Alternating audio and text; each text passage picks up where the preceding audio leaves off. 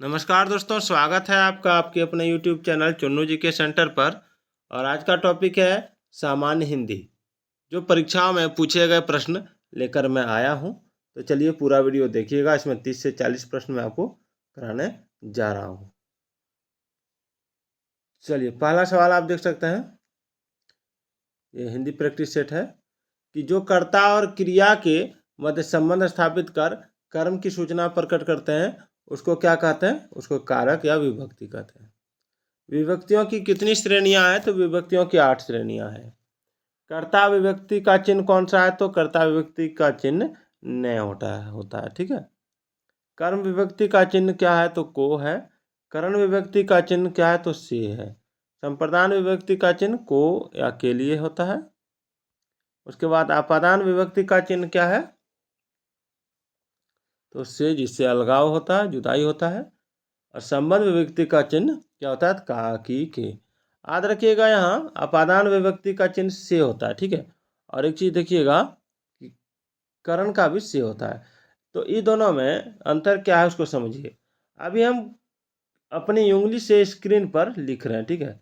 तो हम वहाँ क्या बोलेंगे कि मैं कलम से या उंगली से स्क्रीन पर लिख रहा हूँ। तो इसमें क्या हो रहा है? से यानी द्वारा। किसके द्वारा? तो हाँ, उंगली के द्वारा लिख रहा हूँ। ठीक है। अब यहीं पर आप देख सकते हैं कि एक बिल्ली जो है, ठीक है, एक बिल्ली जब छत से कूदती है तो उसमें हम क्या बोलते हैं? उसमें बोलते हैं बिल्ली छत से कूदी। तो बिल्ली छत से कूदी, तो बिल्ली जो है ये क्या कर रही है? ये छत से कूद गई, यानी छत से इसका जुदाई हो गया। छत से इसका जुदाई हो गया। पहले छत पर था, अब छत पर नहीं है, तो अलग हो गया। तो वहाँ अपादान विभक्ति का चिन्ह करते हैं, यूज करते हैं। अब देखिएगा, संबंध विभक्ति का चिन्ह जो है, ठीक है, इसका होता है का, की, के। जैसे उसका भाई, उसका भाई। ठीक है। तो इसमें संबंध विभक्ति का है, तो का प्रयोग इसमें किस तरह होता है आप समझ गए। अधिकरण विभक्ति का चिन्ह होता है मैं, पर, के नीचे, के ऊपर, के भीतर। ठीक है।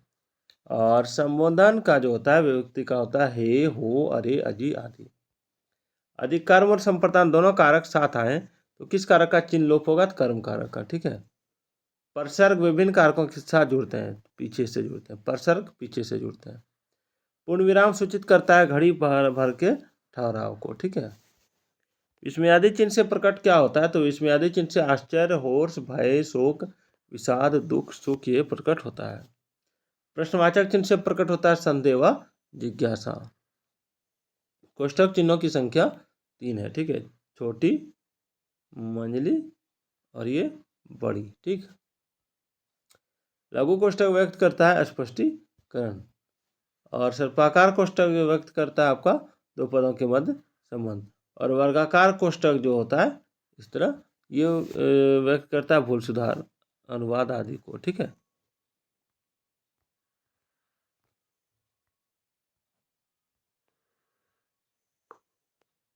अगला है लाघव चिन्ह व्यक्त करता है। लाघव चिन्ह क्या व्यक्त करता है? तो पदों का लघुकरण। और हंस पद चिन्ह के प्रयोग की दशा है जब दो पदों के मध्य कोई पद छूट जाए। ठीक है। तुल्यता चिन्ह चिन्ह प्रकट करता है बराबरी या समानता का। डबल कोमा का प्रयोग किया जाता है उद्धरण में। और समाप्ति सूचक चिन्ह लगाया जाता है पूर्ण समापन पर। टिप्पणी चिन्ह व्यक्त करता है अन्यत्र कहीं दिए गए संबंधित विवरण को। और श्री कामता प्रसाद गुरु विराम चिन्हों को लिया हुआ मानता है अंग्रेजी भाषा से। और श्री कामता प्रसाद गुरु ने लोप चिन्ह को कहा है संकेत चिन्ह।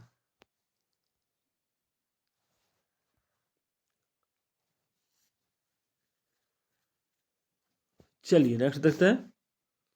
श्री कामता प्रसाद गुरु ने पाद चिन्ह को कहा है रेखा चिन्ह। और श्री कामता प्रसाद गुरु ने किस चिन्ह को विसर्ग के समकक्ष बताया? तो बिंदु द्वय को। चलिए, बिंदु द्वय इस तरह होता है, एक ऊपर एक नीचे, यानी अपूर्ण विराम या उपविराम। किस कारण विराम चिन्ह का प्रयोग सबसे अधिक होता है? तो अल्पविराम का। परिमाणवाचक और रीतिवाचक क्रिया विशेषण के में चिन्ह प्रयुक्त होता है तो संयोजक चिन्ह का। उसके बाद आप देख सकते हैं जिन पदों के दोनों खंड प्रधान हो, जिनमें और अनुक्त या लुप्त हो, और प्रत्येक प्रयुक्त होता है योजक चिन्ह का। दो प्रेरणात्मक क्रियाओं के बीच चिन्ह प्रयुक्त होता है संयोजक चिन्ह का।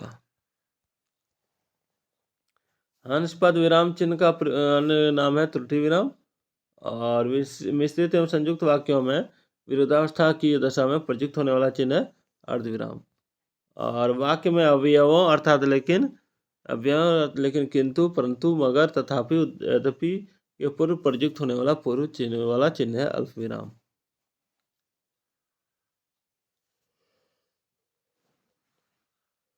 चलिए, करणवाचक क्रिया विशेषण में विराम चिन्ह प्रयुक्त होता है अर्धविराम।